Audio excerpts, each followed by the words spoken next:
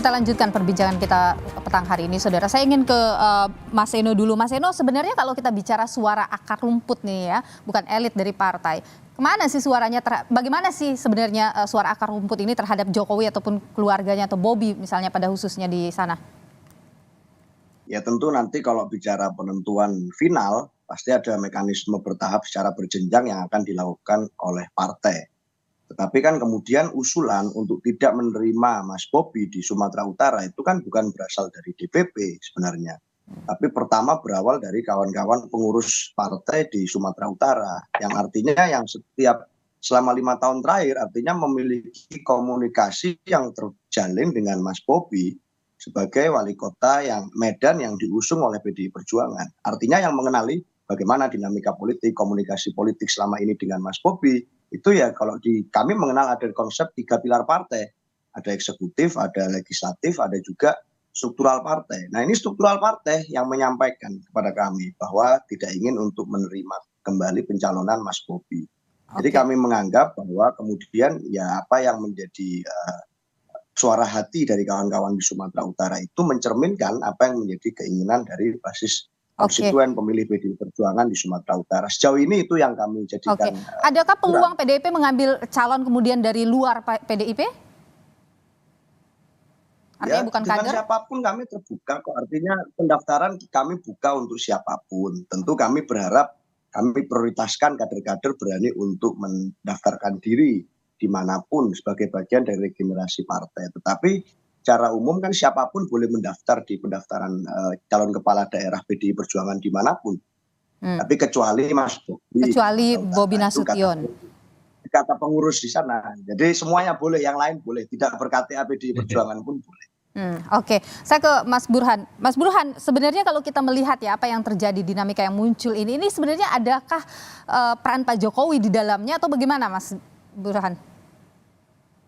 Ya, peran Pak Jokowi terutama berkaitan dengan konteks Pilpres 2024 kemarin yang menimbulkan luka terutama di kalangan elit PDI Perjuangan ya. Kalau di kalangan basis masa PDI Perjuangan kan kita melihat justru pendukung PDI Perjuangan yang bocor ke Pak Prabowo cukup besar ya. Jadi fenomena split ticket voting. Kalau saya melihat begini nih loh, ini Golkar memang bermain cantik ya dengan membuka atau memberi karpet kuning ya, bukan karpet merah ya, karpet kuning kepada Bobi ya. Golden Tetapi ticket. ada semacam bom waktu yang harus diantisipasi oleh Golkar, yaitu berkaitan dengan kenyataan bahwa Ketua DPD Golkar Sumatera Utara, Bang Ijek, itu berperan sangat krusial meningkatkan suara Golkar di Sumatera Utara menjadi pemenang pemilu, naik cukup signifikan menjadi 23%. Nah, sementara elektabilitas Bang Ijek sebagai calon gubernur itu jauh di bawah Mas Bobi dan Edi Ramayandi. Jadi ada diskrepansi antara suara partai dengan elektabilitas personal. Nah, kalau misalnya yang mendapatkan tiket itu Mas Bobi, bukan Bang Ijek, pertanyaannya apakah Bang Ijek mau terima?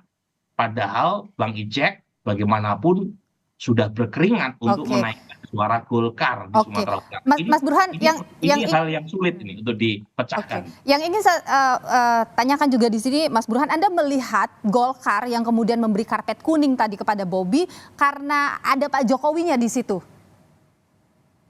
Kalau itu kan spekulatif ya, bisa saja orang mengaitkan Mas Bobi sebagai menantu Presiden Jokowi. Tetapi secara objektif, Mas Bobi itu elektabilitasnya paling tinggi. Survei saya bulan Januari tanggal 17 sampai tanggal 25 Januari 2024, saya belum punya survei terbaru, tetapi survei dengan jumlah ribuan sampel saat itu, Bobi kisaran 31%. Itu objektifnya seperti itu. Apakah itu karena faktor Pak Jokowi atau tidak, masyarakat Sumatera Utara per hari ini masih memberikan preferensi elektoralnya ke Mas Bobi. Tetapi pertanyaan saya tadi itu penting untuk dijawab Golkar. Bagaimana dengan Bang Ijek yang sudah berjasa menaikkan suara Golkar di Sumatera Utara? Nah, kalau kemudian tanda kutip ya, kader itu terkesan dinomor 2-kan, Ini bagaimana? Karena bagaimanapun kalau perhitungannya objektif, Bang Ijek memang elektabilitasnya jauh di bawah Mas Oke, Bobi. Tetapi baik. ketua DPD Golkar dipegang sama beliau kan? Mas Burhan, kalau Anda juga melihat kedatangan Pak Jokowi kemarin sempat berhari-hari ada di Medan, Anda melihat itu berkaitan tidak sih dengan deal-dealan ini juga? Terus kemudian juga ada isu Jokowi ke Golkar. Apakah ini memang Jokowi sedang membuat atau menciptakan dirinya untuk memanfaatkan Golkar untuk kepentingan politiknya? Kalau spekulasi kan orang boleh bertafsir ke sana kemari ya Nilo ya. Tetapi lagi-lagi kalau mau meyakinkan elit Golkar, kenapa harus di Medan? Karena keputusan terkait dengan nominasi calon kepala daerah, terutama di Golkar itu ada di Jakarta, bukan di Oke, Medan. Gitu. oke, baik.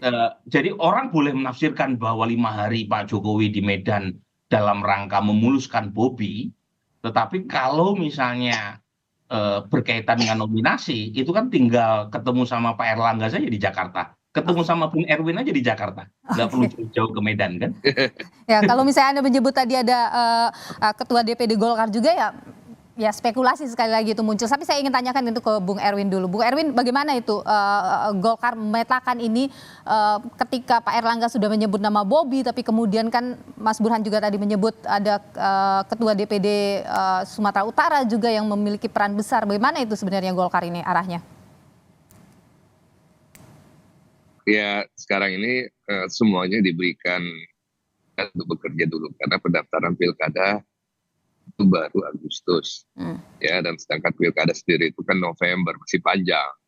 Jadi saya kira apa saja bisa terjadi dan kita harus mengapresiasi Golkar di Sumatera Utara yang sudah memenangkan pilkada pileg ya provinsi dan juga pileg nasional. Suara Golkar naik di sana, bahkan juga di sana keuntungan Golkar adalah karena Golkar bisa mencalonkan sendiri pasangannya tanpa harus berkoalisi dengan partai lain.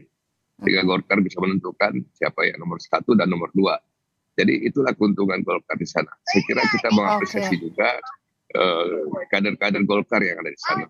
Kita tidak pungkiri bahwa keberhasilan Golkar di sana karena kerja-kerja kader juga. Oke, baik. Saya ke Mas Eno dulu. Mas Eno, kalau tadi dikatakan bahwa Bobi ini elektabilitasnya tinggi di sana, kira-kira siapa yang bisa kemudian berhadapan dengan Bobi dengan elektabilitas itu dari PDIP? Ya, kami menghargai rasionalitas dan pendekatan saintifik di luar kemudian pendekatan-pendekatan yang sifatnya adalah pendekatan ideologis.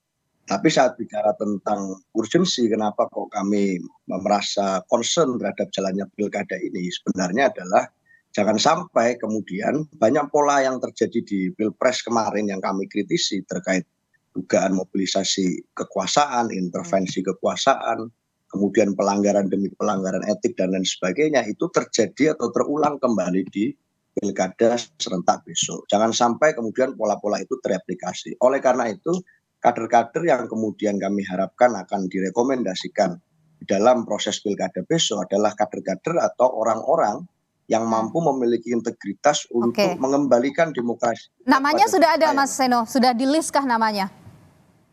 Ya masih proses, kan ini masih tahapan penjaringan. Artinya sudah ada ya nama-nama itu ya mungkin yang sudah masuk dalam jaring tadi? Tentu belum semuanya ya, tapi nanti tentu akan dengan berjalannya waktu kita akan lakukan seleksi. Masih panjang, Mbak. Kita masih menunggu secara nasional juga ada keputusan MK yang kita tunggu. Jadi setelah itu mungkin nanti seluruhnya akan fokus kepada persiapan pilkada secara serentak. Oke, Mas Burhan, PDIP dan Golkar head to head gitu misalnya ya, kalau kita lihat nanti ke depannya, bagaimana itu kira-kira peluangnya? Ya tergantung calonnya nih loh.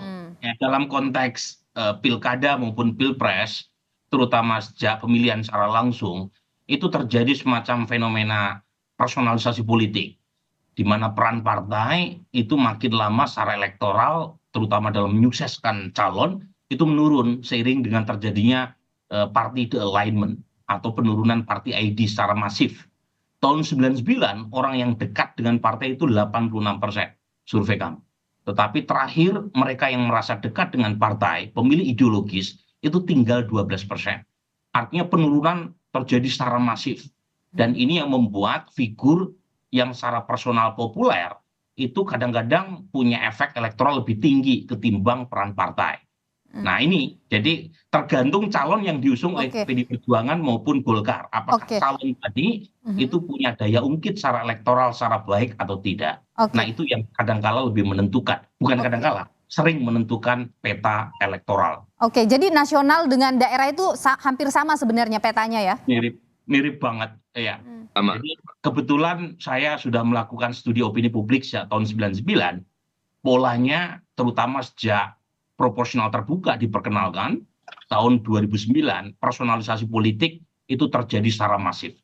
Saya pribadi berharap peran partai itu diperkuat karena Oke. kita memerlukan partai ideologis sehingga orang memilih berdasarkan isu programatik. Oke. Tetapi desain institusi kita membuat orang memilih berdasarkan popularitas tokoh. Oke, jadi memang popularitas yang utama. Tapi Mas Burhan, kalau kita bicara Sumatera Utara, seberapa besar itu sebenarnya pengaruhnya ke nasional?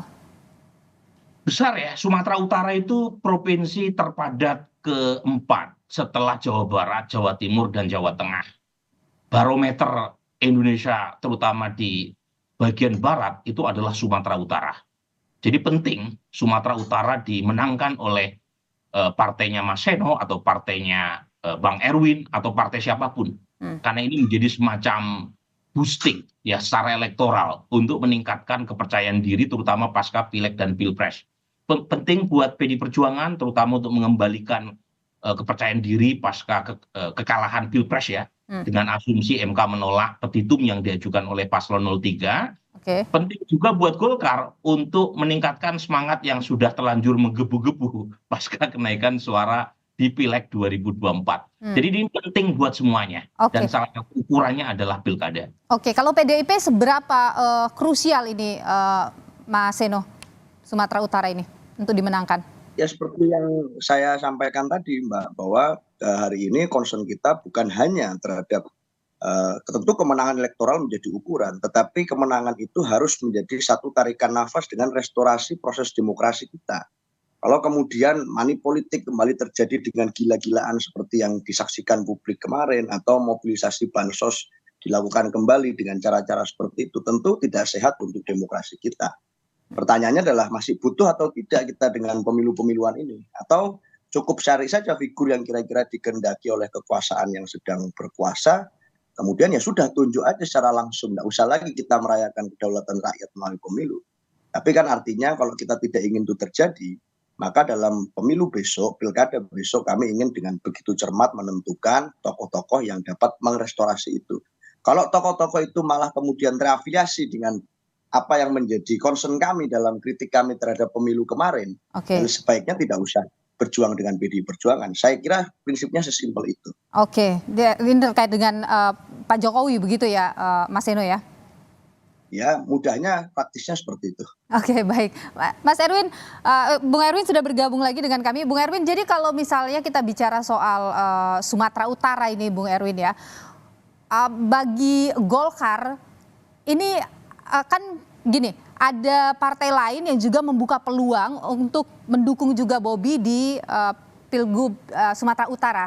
Golkar bagaimana dengan itu? Apakah memang sudah mungkin akan membuka koalisi tadi?